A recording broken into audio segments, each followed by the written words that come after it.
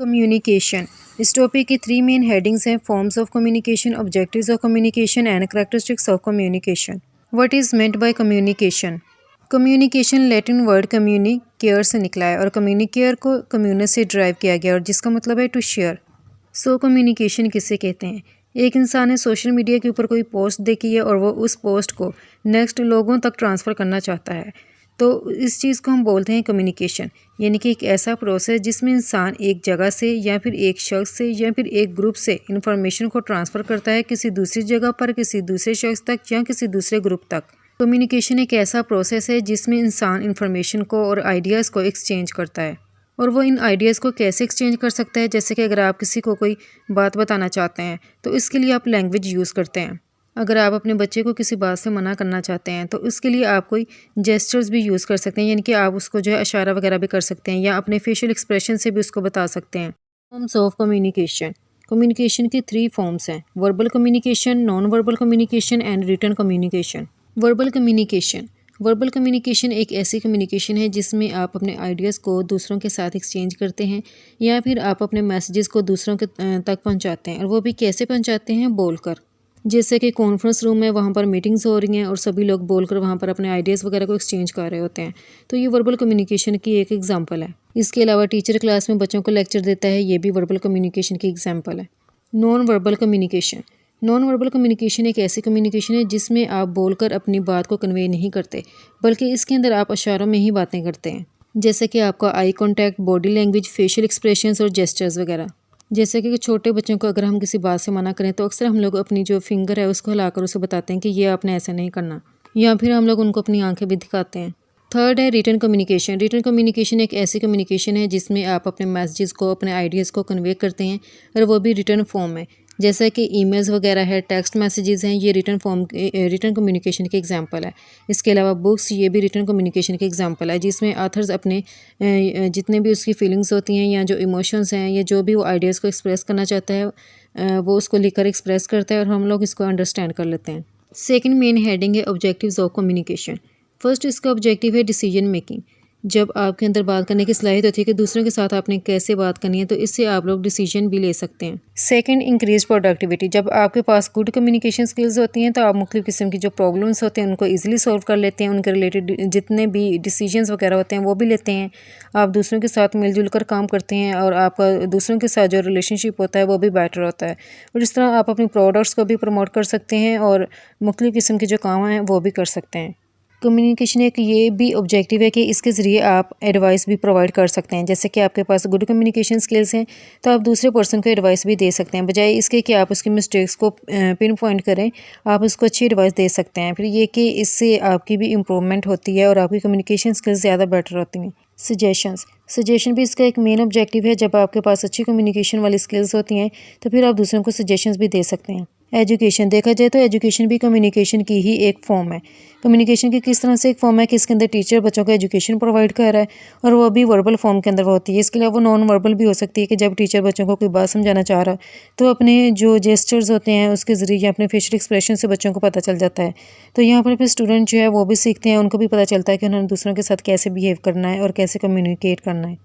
फिर कम्युनिकेशन से डिसिप्लिन भी इम्प्रूव होता है। इसके अलावा ये काउंसलिंग भी प्रोवाइड करता है। Characteristics of communication.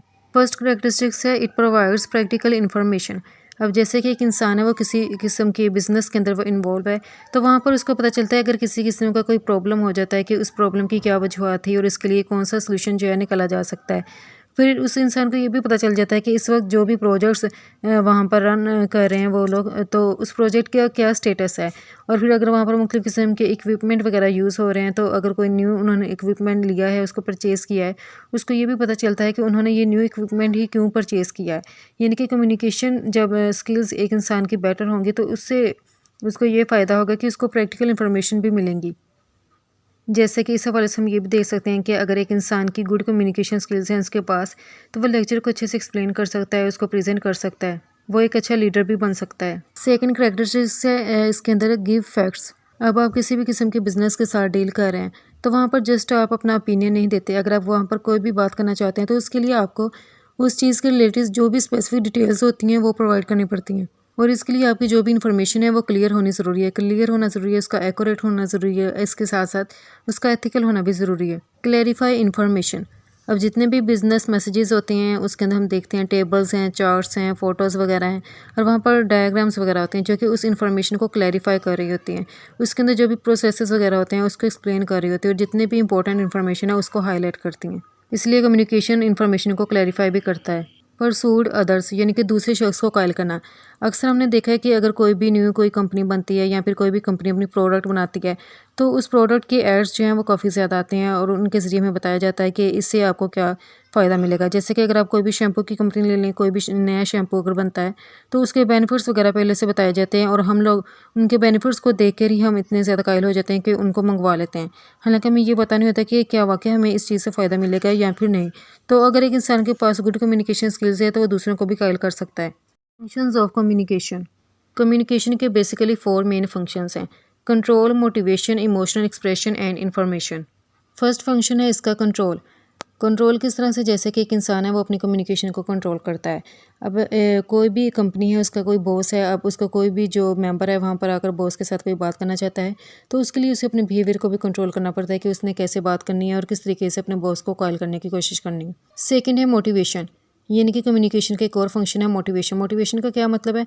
अब जैसे कि वर्कर्स हैं जो भी काम कर रहे हैं तो हम लोग उनको पहले देखते हैं कि वो कैसा काम कर रहे हैं, फिर हम उनको फीडबैक प्रोवाइड करते हैं कि वो अच्छा काम कर रहे हैं या नहीं। अगर वो अच्छा काम नहीं कर रहे तो हम बताते हैं कि इस काम को मज़ीद कैसे इम्प्रूव किया जा सकता है। तो अगर वो अच्छा काम कर रहे होंगे तो उससे उनको भी तसल्ली होगी, उनको ज़्यादा खुशी होगी और वो मोटिवेट होंगे।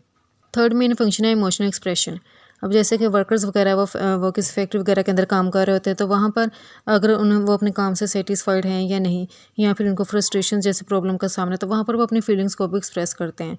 इसलिए कम्युनिकेशन एक इमोशनल एक्सप्रेशन का भी एक सोर्स है। कम्युनिकेशन का फोर्थ फंक्शन है इन्फॉर्मेशन। कम्युनिकेशन जो है इंसान को इन्फॉर्मेशन प्रोवाइड करती है और जब उसको इन्फॉर्मेशन मिलती है किसी भी बंदे को तो वो उसके रिलेटेड जो भी डिसीजन लेना चाहता है वो उसको ले लेता है। Factors affecting communication effectiveness. First factor है कि आप जो है अपने थॉट्स को ऑर्गेनाइज करें। थॉट्स को ऑर्गेनाइज करने का क्या मकसद है? जैसे कि अगर आप प्रेजेंटेशन देना चाहते हैं तो आपको पहले पता होना चाहिए कि फर्स्ट मैंने कौन सा टॉपिक एक्सप्लेन करना है, नेक्स्ट मैंने कौन सा करना है और कौन सी जो मेन हेडिंग है उसके नीचे मैंने जो उसकी सब हेडिंग्स है उसको एक्सप्लेन करना है। इनके पहले आपको अपनी थॉट्स को ऑर्गेनाइज करने की ज़रूरत है ताकि आप उसको स्टेप बाय स्टेप हर एक चीज़ को एक्सप्लेन करें। फिर दूसरा ये कि कुछ और फैक्टर्स भी होते हैं जो कि कम्युनिकेशन की इफेक्टिवनेस को अफेक्ट कर सकते हैं। जैसे कि आप इस चीज़ के बारे में इतना ज़्यादा ना सोचें, ये भी इसके अंदर आता है। फिर ये कि आपने वहाँ पर वर्बल कम्युनिकेशन करनी है, तो वर्बल कम्युनिकेशन के अंदर भी आपको अपनी जो कम्युनिकेशन स्किल्स है उसको भी बेटर करने की ज़रूरत है। फिर ये कि अगर आप जो भी अपना मैसेज ट्रांसफ़र करना चाहते हैं किसी दूसरे के साथ या अपने आइडियाज़ को एक्सचेंज करना चाहते हैं तो आपको ये भी पता होना चाहिए कि क्या दूसरा इंसान, अगर मैं उर्दू में बात कर रहा हूँ तो क्या दूसरा इंसान भी उर्दू में बात कर रहा है कि नहीं। अगर उसको उर्दू आती है तो मुझे उसके साथ उर्दू में ही बात करनी चाहिए। अगर उसको उर्दू में समझ नहीं आ रही तो आप उसको साथ किसी और लैंग्वेज में कम्युनिकेट करें जिसके लिए जिसका फ़ायदा आपका भी हो और उसको भी हो। फिर ये कि अगर दूसरा इंसान कोई बात कर रहा है तो आप उसकी बात को भी ध्यान से सुनें, उनके ऊपर भी तवज्जो देने की ज़रूरत है।